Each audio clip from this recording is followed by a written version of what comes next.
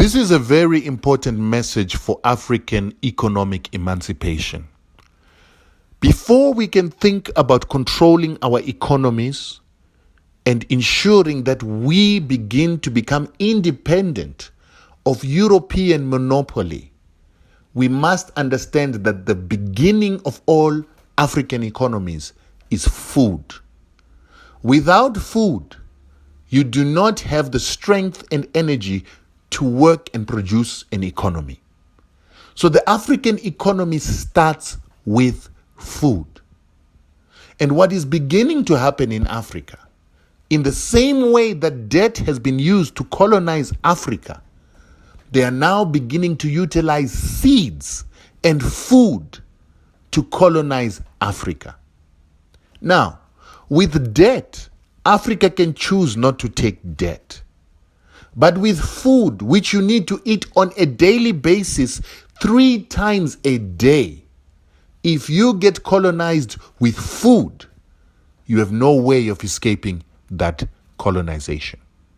And what the West is doing right now in Africa is they are working to destroy African seeds so that Africans do not have the ability to produce their own food, but they have to depend on the West to produce food. How are they doing this? They are doing this by creating something called genetically modified seeds and hybrid seeds. Hybrid seeds and genetically modified seeds have been created in the laboratory to ensure that they do not reproduce in the following seasons after you've planted the first crop that you bought.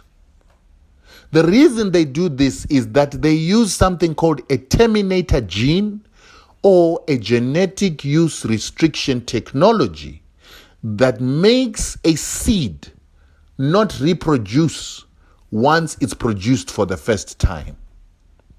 Not only is that the problem, but when you grow these genetically modified seeds and these hybrids, it's very important for you to understand that a hybrid and a genetically modified seed are 2 separate things, but they achieve the same result.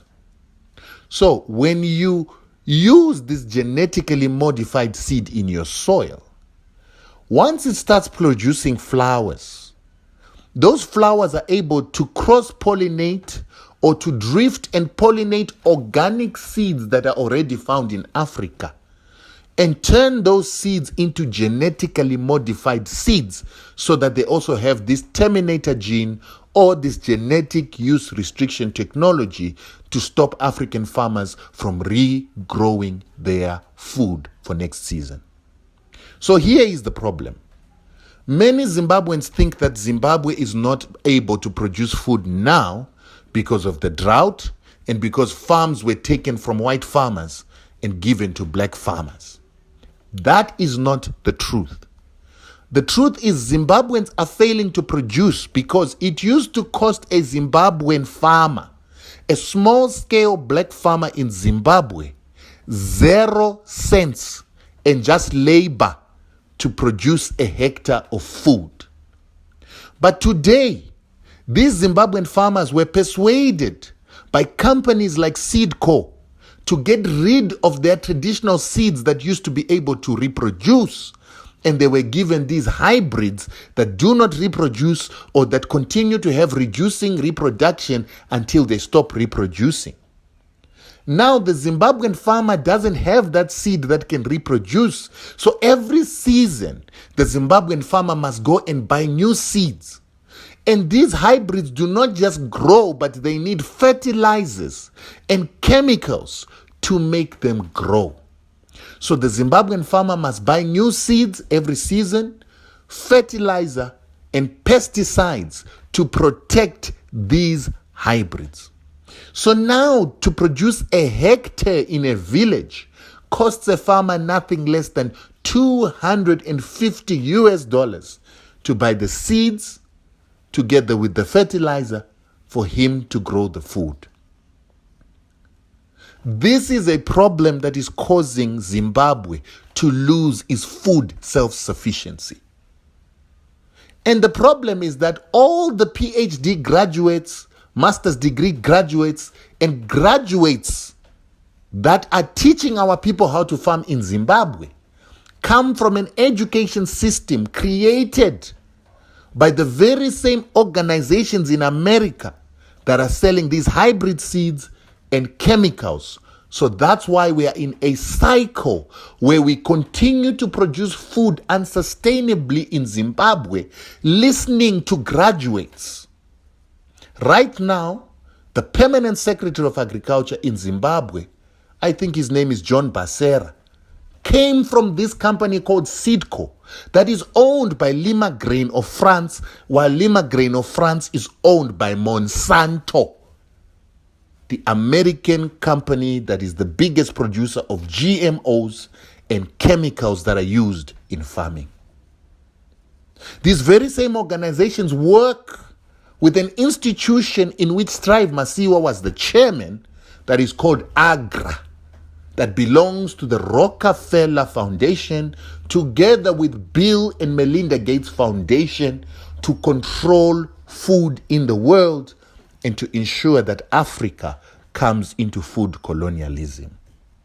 This institution was started by Kofi Annan so that they could get the trust of Africans to control African food and to put Africa into food colonization. The main reason I speak against Strive Masiwa is because he is bringing food colonialism to Africa through these GMOs, hybrids, and all this that they call agricultural technology of chemicals that destroys our soils and destroys Africa's ability to reproduce food. These are the things that we are supposed to start talking about when we are talking about emancipation of Africa and economic emancipation of Africans. There is no independence in Africa if your food is controlled by the Americans, the Swiss, and the Germans. Pass this message to every African. Make them understand that it is important to maintain traditional seeds.